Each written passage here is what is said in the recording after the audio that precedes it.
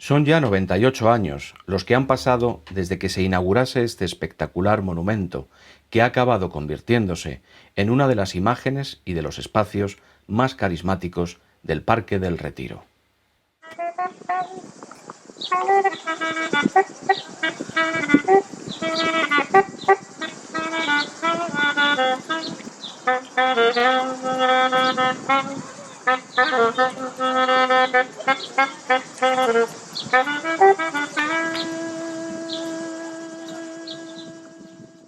Fue la regente María Cristina de Habsburgo la que hizo posible la construcción de este monumento dedicado a la patria española a través de la figura del que fue su marido, el rey Alfonso XII. Este monumento fue el sostén simbólico e ideológico de la restauración borbónica que estaba produciéndose precisamente en aquellos mismos años. Esta magna obra escultórica, que es la más grande de la ciudad de Madrid y por supuesto la más grande del Parque del Retiro, es el monumento a la paradoja. ¿Por qué hablamos de la paradoja? Pues porque básicamente pocos proyectos fueron tramitados tan rápidamente y tardaron tantísimo en construirse. En menos de un mes se hizo toda la tramitación en las dos cámaras legislativas, Congreso y Senado. En tan solo un mes, algo absolutamente insólito para aquella época y absolutamente insólito incluso para esta en la que estamos. Pero tardaría en ponerse en pie 36 años por toda una serie de problemas políticos y fundamentalmente de índole económica. Su construcción duraría aproximadamente unos 21 años, a los que hay que sumar 15 más de parón. Finalmente se acabaría inaugurando el verano del año 1922, pero este largo tránsito, este prolijo camino, se había iniciado en 1886.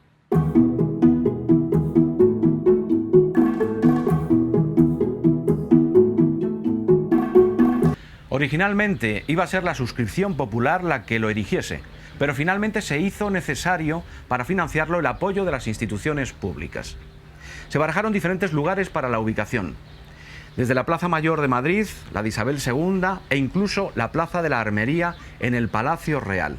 Pero finalmente se tomó la decisión, con gran fortuna, que fuese el lugar donde había estado el antiguo embarcadero del Parque del Retiro, donde se instalaría finalmente esta gran obra. Pero los problemas no terminaron aquí. Este monumento dio muchos quebraderos de cabeza.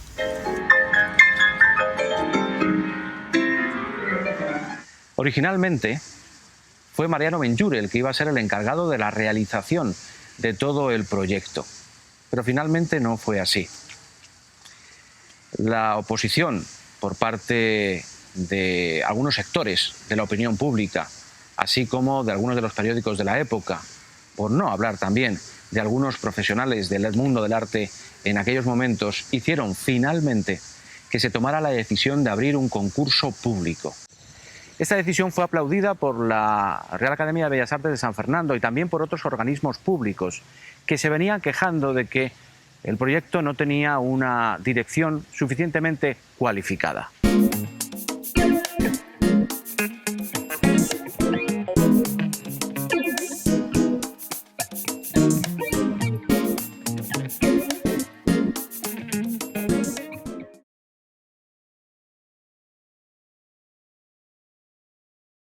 Construido en granito, mármol, piedra de Colmenar y bronce, José Grases Riera consiguió un monumento armónico y repleto de elementos simbólicos, en la línea de este tipo de monumentos que se estaban erigiendo en aquel momento en media Europa, como forma de mostrar al mundo las grandezas y virtudes de las naciones burguesas.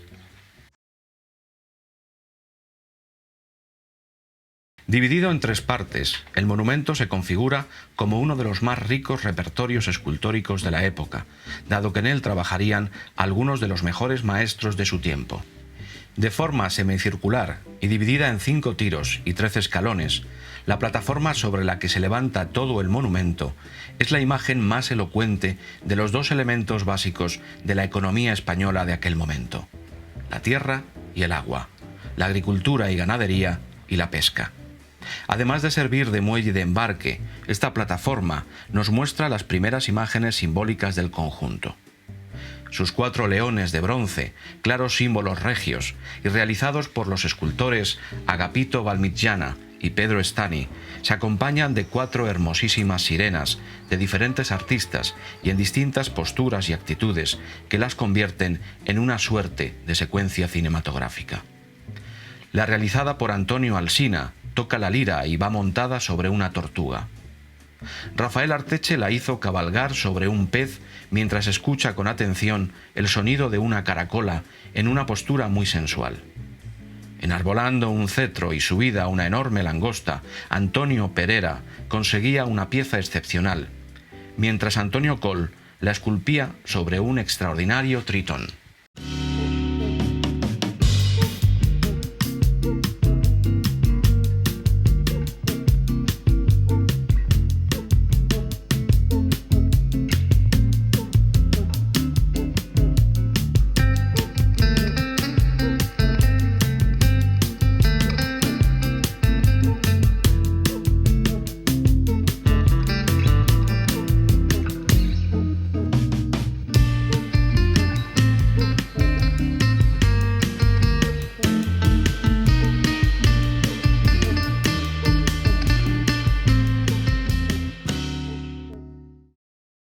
Toda esta plataforma se halla cerrada por una columnata en forma de hemiciclo de 63 metros de diámetro, separado por la mitad en 2 cuartos, cada uno de ellos con una doble galería de 19 columnas jónicas, que hacen un total de 76 en toda la columnata.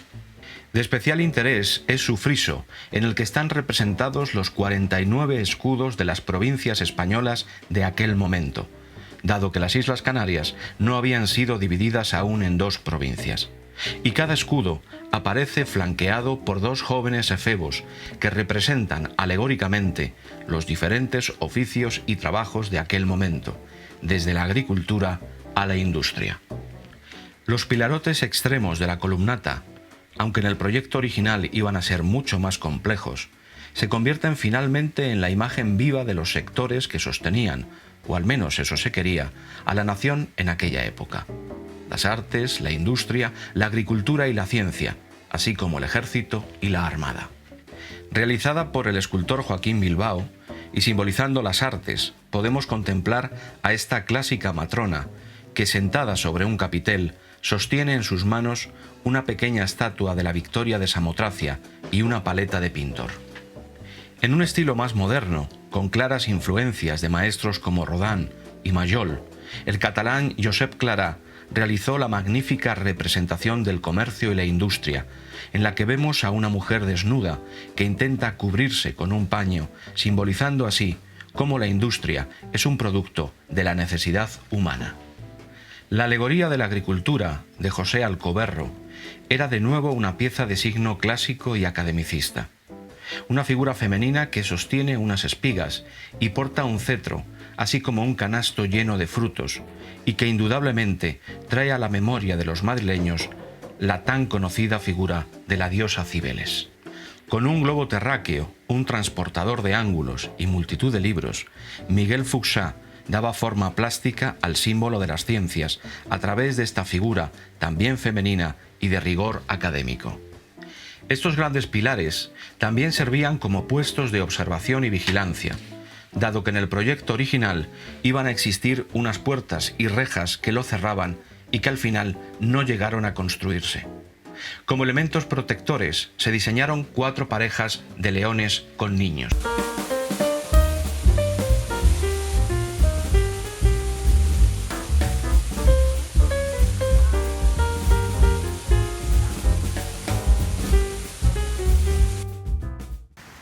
Fueron 19 los proyectos que se presentaron, 6 de ellos los que más gustaron, y de esos 6, 4 fueron realizados por el escultor Agustín Querol. Pero su gozo en un pozo, porque ninguno de ellos finalmente fue el elegido. Todos tenían un pequeño problema de enfoque. Lo que se quería resaltar no era el carácter guerrero del monarca, sino su carácter pacificador. Había sido él, en cierto modo, en el que había traído la paz precisamente al país en plena restauración borbónica. De modo que finalmente solo se premió al proyecto del arquitecto catalán José Grases Riera, un proyecto que guardaba muchas similitudes con los monumentos realizados a Guillermo I en Berlín o el realizado a Vittorio Emanuele II en la ciudad de Roma.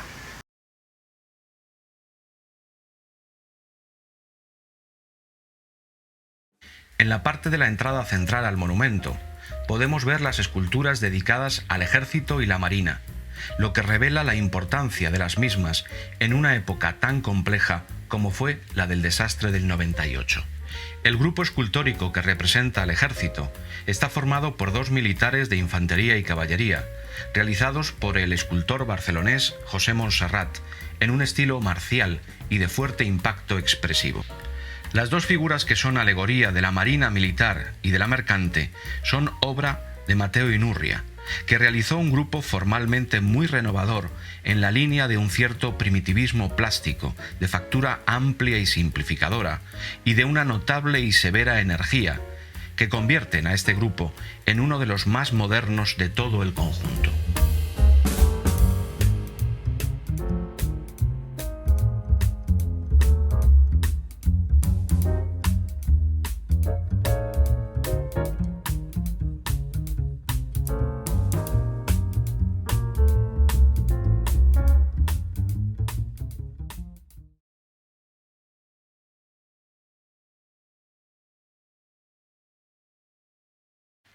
La tercera y última parte del monumento es el cuerpo central que sostiene la escultura ecuestre del monarca, así como otros grupos y relieves escultóricos que cuentan diferentes hechos destacados de la vida del rey Alfonso XII. En el cuerpo bajo, a modo de zócalo, podemos ver en cada uno de sus lados un relieve escultórico alusivo a la vida del monarca, así como la entrada al interior del monumento, protegida por un espléndido águila esculpido en piedra. Estos 3 relieves son alegoría de la instauración monárquica, la paz y la caridad real.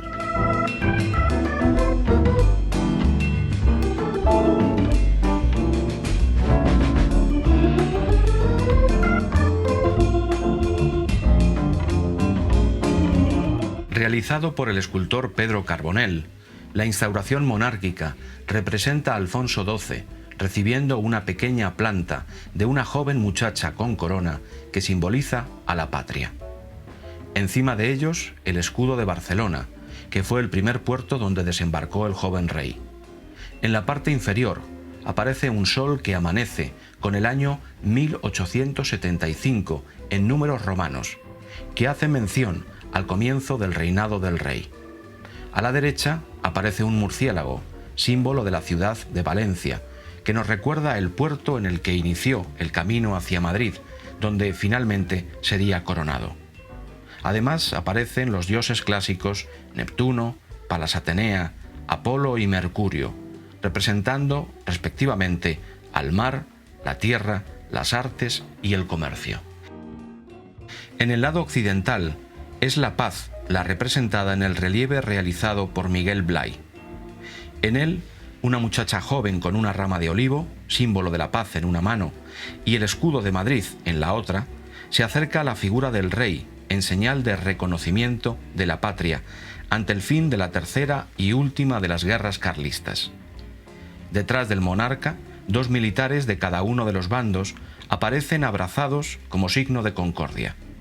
A la izquierda, Apolo y Mercurio y la figura de la primavera junto a unos niños aparecen junto al escudo, presagiando el resurgir de la nación y las artes, representada, esta última, por la paleta de pintor en la que aparece la firma del escultor. Por último, el relieve dedicado a la caridad real, inaudita obra del maestro Cuyat Valera, que consiguió el más pictórico de todos los relieves de este cuerpo central. El rey da la mano a un hombre arrodillado, imagen del pueblo español en situación de penuria económica, mientras lo acompaña una joven con un corazón en la mano como símbolo de la Cáritas, y el joven Cupido. Junto a ellos, otra joven cubierta de flores, que como la primavera viene a traer riqueza a una España maltrecha por los enfrentamientos bélicos.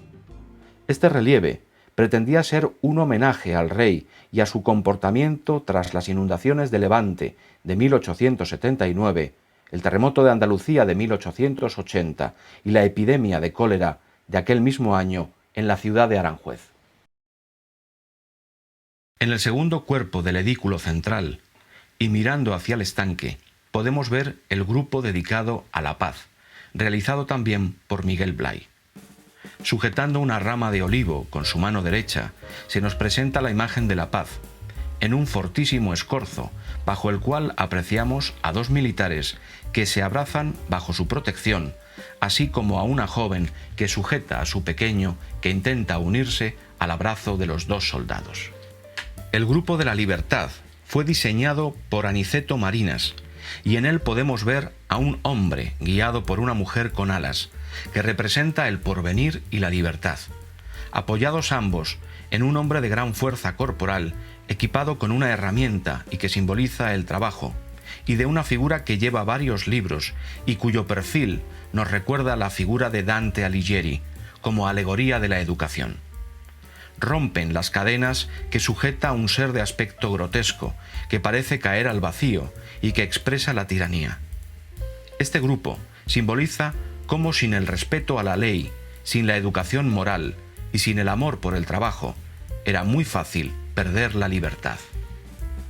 El último de los grupos es el realizado por el maestro Miguel Ángel Trilles y representa el progreso a través de un vigoroso joven desnudo que delante de un caballo Pegaso y apoyado en tres jóvenes que simbolizan la ciencia, las bellas artes y la industria, consiguen mantener siempre la antorcha encendida.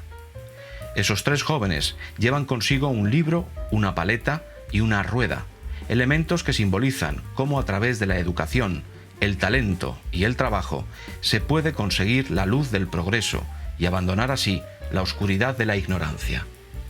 En el cuarto de los lados se pensó en un último grupo dedicado a la patria que no llegó a realizarse, siendo sustituido por la figura del águila que se situó sobre la entrada de la cripta como su guardián y buena imagen sin duda alguna del poder regio. La cripta estuvo pensada en origen como un pequeño museo dedicado a Alfonso XII y debería haber contado con un ascensor en su interior para poder subir hasta el mirador de arriba, elemento que finalmente sería sustituido por una estrecha e incómoda escalera.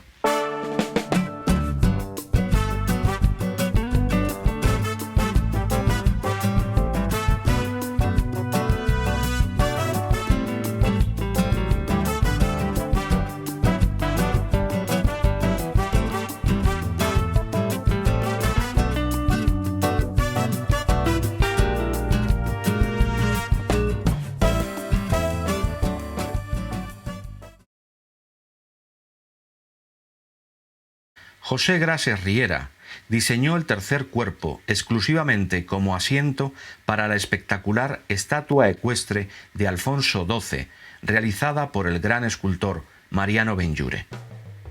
Como base de la estatua del rey, se decidieron colocar en los cuatro lados del pedestal medallones con la representación de las cuatro virtudes cardinales que adornaban al monarca.